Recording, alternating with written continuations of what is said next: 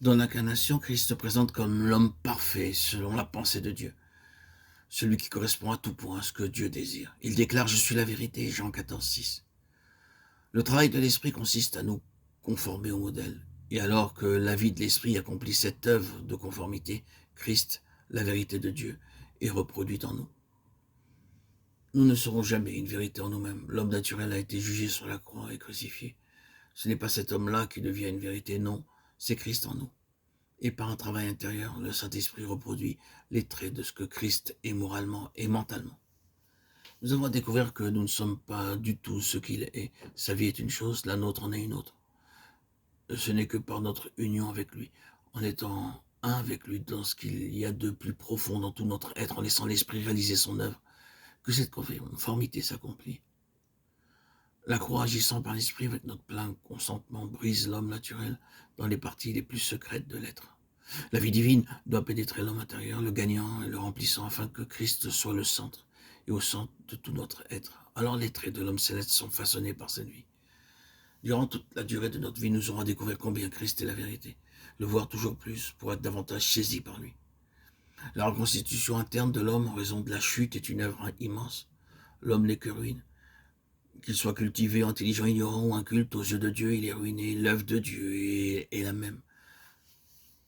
L'œuvre de Dieu par sa vie est de restaurer l'homme intérieurement. Et cela veut dire qu'il doit passer de l'état charnel psychique à l'état spirituel.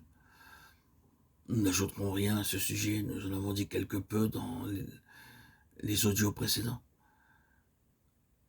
Le Seigneur déclare « Je suis la vie » Jean 14,6.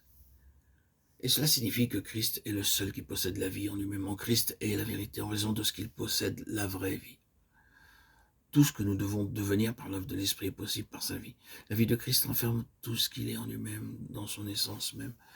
Ce que nous savons, c'est que la finalité de toutes les activités de cette vie sera la glorieuse et sainte cité, telle qu'elle fut montrée à Jean l'apôtre. Cette vie est pure, sans mélange, limpide et transparente, comme la pierre de jaspe, sans compromis. C'est en cette vie qui remplira la nouvelle création. Comme le cep porte les sarments, de même nous sommes issus de lui. Le sarment ne fait aucun travail, il reçoit la sève nourricière par le cep, afin de porter le fruit. Cette parabole montre que Christ est celui qui pourvoit tous nos besoins, pourvu que nous le laissions librement agir.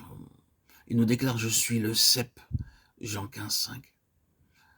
Tout comme le serment doit connaître l'émondage, de même nous aussi nous devons connaître la discipline et la correction du Saint-Esprit. Le serment demeure attaché au cep. Nous aussi, en demeurant unis à Christ par la foi, sa vie devient notre vie, comme la sève du cep devient celle du serment.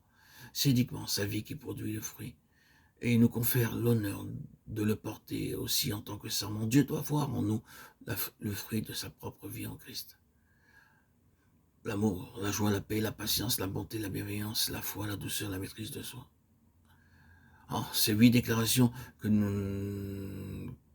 nous sont données constituent l'ensemble de ce que Christ est pour nous, et par conséquent, de tout ce dont nous sommes participants en lui. Frères et sœurs en Christ, bien-aimés, chers amis, que le Seigneur nous accorde la grâce pour persévérer dans une offrande joyeuse, afin que tout ce qu'il est devienne notre expérience.